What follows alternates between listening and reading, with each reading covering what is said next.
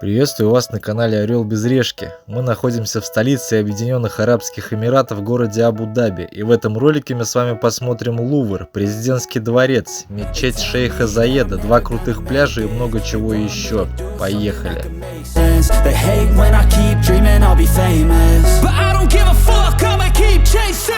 I got all this potential that's deep inside of me, but they hate when you're successful cause they try to be. They sit there being judgmental because you try. Пляж Соул-Бич – отличное место, чтобы ощутить настоящий пляжный морской отдых в Абу-Даби, так как в отличие от большинства других пляжей он не закрыт островами.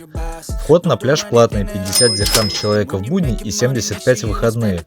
В эту цену входят лежак и зонт. Вам дают вот такой браслет, где написан день недели, и вы целый день можете пользоваться удобствами пляжа. Приходить и уходить можно сколько угодно раз в течение дня.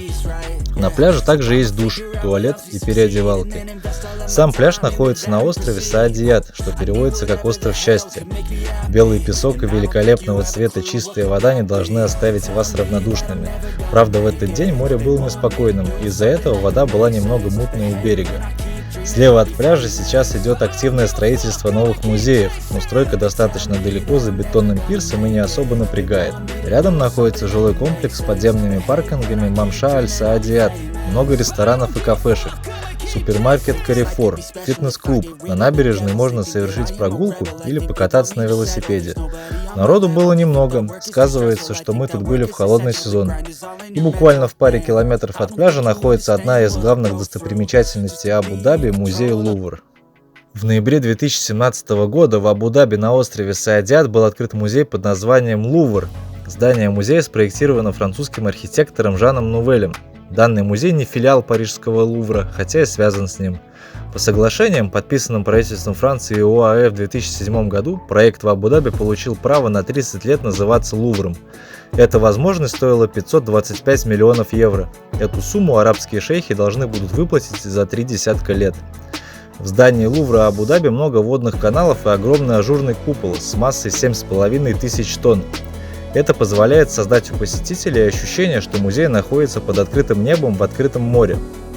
Во внутреннем дворе музея расположен детский интерактивный музей космоса. Здесь находится специальная комната, где можно почувствовать себя летящим на космическом корабле сквозь межзвездное пространство. А если создать профайл, выбрать свой возраст и ввести имя, то вы получите браслет, который позволит вам поиграть в так называемый Space Game, где ты сам выбираешь, куда полететь, на Сатурн или даже в другую галактику на расстоянии миллионов световых лет. Основная экспозиция музея огромна. Экспонаты выставлены таким образом, что посетителям нет нужды мешать друг другу, чтобы посмотреть шедевры.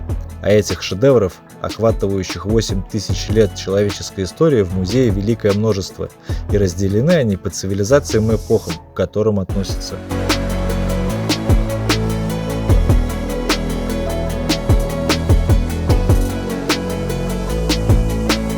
А это офис главной нефтедобывающей компании в Абу-Даби.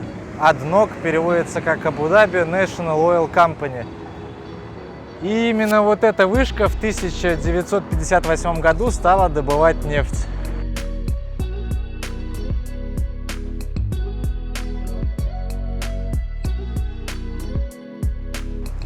Рядом с ADNOC, буквально через дорогу, находятся башни Etihad Towers. Etihad в переводе с арабского значит «союз» или «единство». И справа въезд в главный отель Абу-Даби Emirates Palace. Это бывшая резиденция до того, как ей стал Каср Аль-Ватан. Отель оценивает себя как категорию более 5 звезд, являясь дворцом, а не отелем. Один из журналов описал его как 7-звездочный объект, однако официально он причислен к категории 5-звездочных отелей. Смотровая площадка Observation Deck at 300, расположенная на 74-м этаже отеля Conrad Абу-Даби во второй башне Etihad, это самая высокая точка обзора в Абу-Даби. Поднимитесь на 300 метров над столицей Арабских Эмиратов, чтобы полюбоваться впечатляющими видами с высоты птичьего полета и запечатлеть на снимках великолепный городской пейзаж, пляж Корниш и Персидский залив. Стоимость входного билета составляет 95 дирхам. Посещение смотровой лучше бронировать заранее, так же как и столик в кафе. В кафе на смотровой можно попить чай или кофе. Из еды здесь только холодные закуски и салаты, но они очень сытные и вкусные. Если вы решите перекусить здесь, то стоимость еды будет такой же, как и стоимость посещения.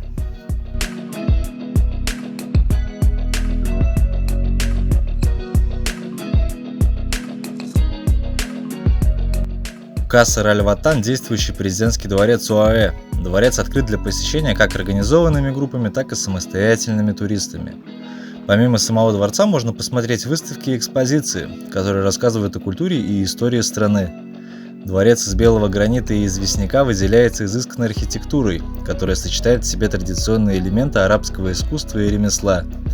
Войдя в Каср-аль-Ватан, вы сразу же окажетесь в окружении великолепных интерьеров и просторных залов, которые отражают величие эмиратской культуры.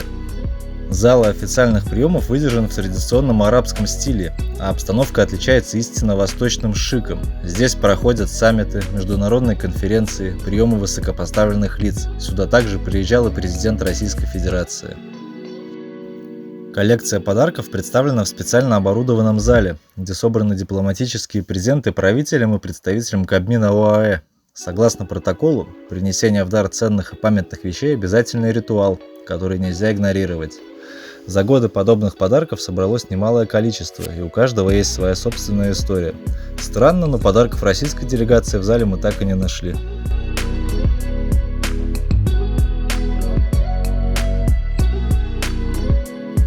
В отдельном зале представлена экспозиция древних артефактов. Здесь собраны рукописи, книги и старинные фолианты, принадлежащие к временам арабского золотого века.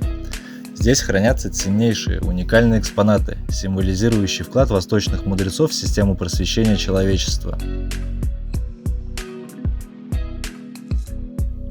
Во дворце огромная библиотека. На ее полках хранятся свыше 50 тысяч книг, доступных к изучению. Любую книгу здесь можно посмотреть самому. Даже гостевой туалет по своей роскоши соответствует самому дворцу. Сантехника с позолотой и шикарная отделка. Здесь можно почувствовать себя арабским шейхом. Это Корниш-Бич, самый популярный пляж в Абу-Даби.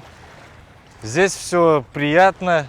Трактор пропахал весь песочек, стоят лежаки. Вход сюда стоит 76 дирхам. На двоих в это входит один зонтик и 2 лежака. На этом пляже не ждешь мусора. Мусор здесь есть.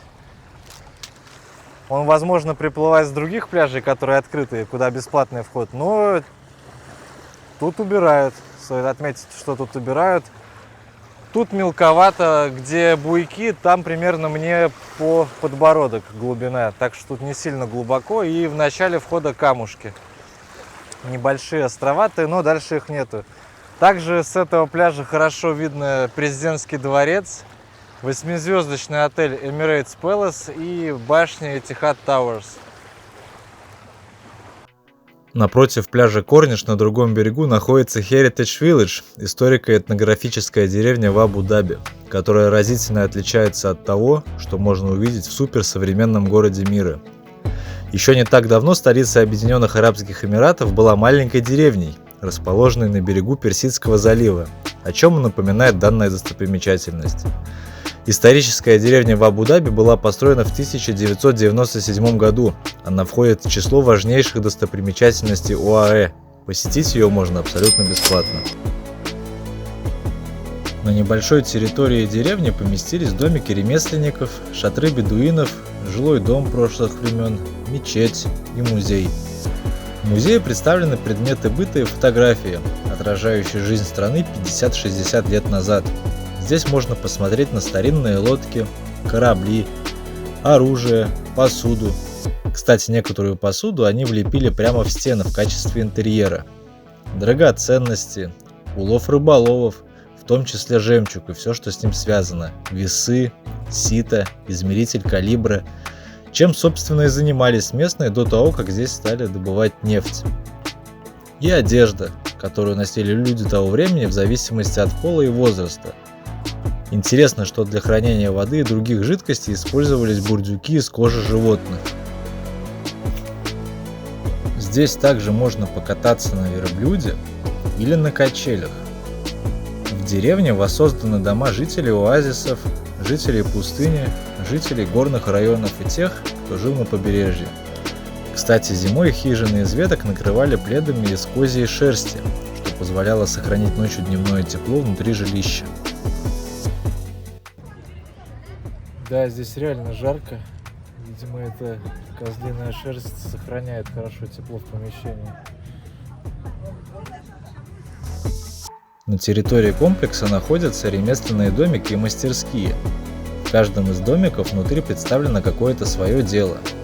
Пошив аксессуаров из кожи, изготовление оружия, резьба по дереву, ковроткачество, изготовление глиняной, керамической, металлической посуды, кузнечное ремесло. Представители ремесла продают собственные товары. Здесь можно приобрести необычную вещь для дома или интересный подарок родным и друзьям. Со стороны деревни открывается красивый и грандиозный вид на город. Невооруженным глазом заметен контраст жизни арабов 50-60 лет назад и современной. На территории музея есть типичный дом, в котором обычные жители проживали ранее до модернизации города. Посетителям места нелегко поверить, что еще каких-то полвека назад местные арабы жили в хибарах и занимались ремеслом. На фоне суперсовременного мегаполиса деревня выглядит как нечто очень древнее. Главный смысл данного музея – донести мысль, что нация, не имеющая прошлого, не имеет ни настоящего, ни будущего.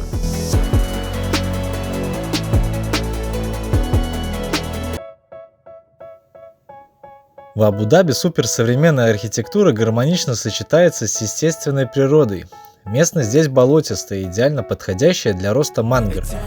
Прямо в черте города мангры бережно сохранили и создали природный заповедник Eastern Mangroves Lagoon. Эта лагуна охраняется властями. Попасть сюда можно, заказав прогулку на лодке в отеле Enentara Eastern Mangroves. Сами мангровые заросли – это уникальное природное явление, так как они растут прямо в соленой воде. Не так много мест в мире, где такое можно увидеть, например, на Сейшельских островах или на Синайском полуострове в Египте. В этом природном заповеднике сейчас размещены арт-объекты фестиваля современного искусства «Монар». Эти скульптуры созданы местными и иностранными художниками и светятся в темное время суток. Похожие арт-объекты есть у нас в Калужской области, в поселке Никола-Ленивец. Арабские Эмираты занимают ведущие позиции по производству фиников.